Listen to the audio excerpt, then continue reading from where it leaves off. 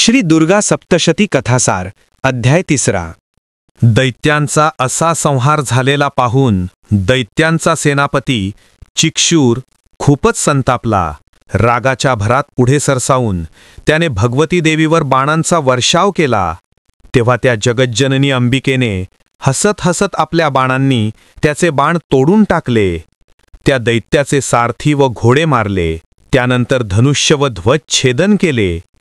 तेव्हा हातात ढाल व तलवार धारण करून तो चिक्षूर दैत्य भगवती देवीच्या अंगावर धावला आणि धारधार तलवारीने देवीच्या सिंहाच्या मस्तकावर प्रहार करून देवीच्या डाव्या हातावर देखील मोठ्या वेगाने त्याने प्रहार केला.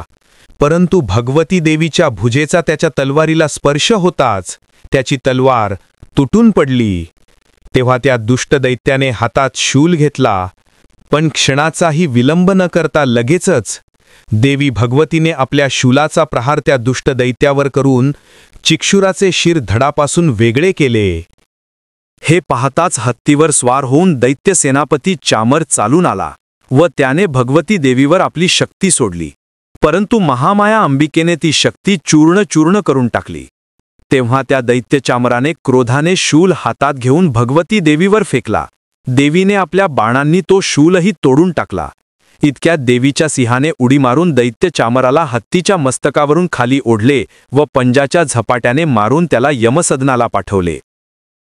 याचप्रमाणे संतप्त अंबिकेने उद्गन, कचमूर, बाष्कल, ताम्र, अंधक, उग्रवीर्य, महाहनु, बिडाल, दुर्धर व दुर्मुख या दैत्य सेनापतींचा त्रिशूल, तलवार व बाणांनी वध केला. अशा प्रकारे आपल्या सैन्याचा पराभव झालेला पाहून राक्षसराज महिषासूर रेड्याचे रूप धारण करून भगवती देवीच्या सैन्याचा नाश करू लागला. आपल्या शेपटाच्या तडाख्याने कित्येकांना त्याने यमसदनास पाठविला. कित्येकांना शिंगावर घेऊन आपटले तर कित्येकांना नुसत्या हुंकाराने दूर उडवून लावले. नंतर तो महाअसुर सिंहाला मारावयास धावला. तेव्हा मोठ्या क्रोधाने जगदंबा पुढे सरसावली. क्रोधोन्नत होऊन दैत्य महिषासूर देखील आपल्या खुरांनी पृथ्वी उकरू लागला.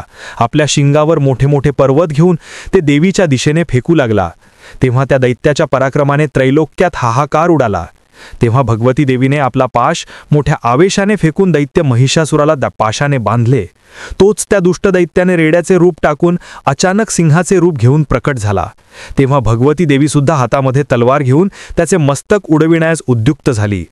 पण तेही रूप टाकून तो मायावी राक्षस मनुष्याच्या रूपाने हातात ढाल व तलवार घेऊन प्रकट झाला.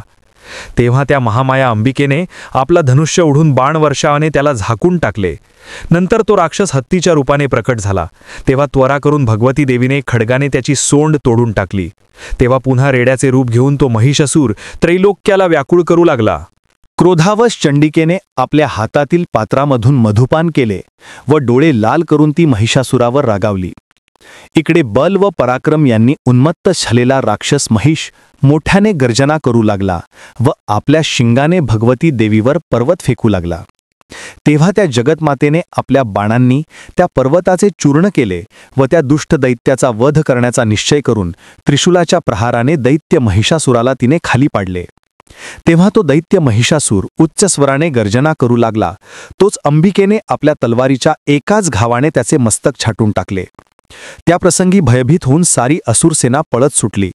देवी भगवतीचा तो अचाट पराक्रम पाहून स्वर्गातील सर्व देवदेवता अत्यंत प्रसन्न होऊन जगन्मातेवर फुलांचा वर्षाव करू लागल्या.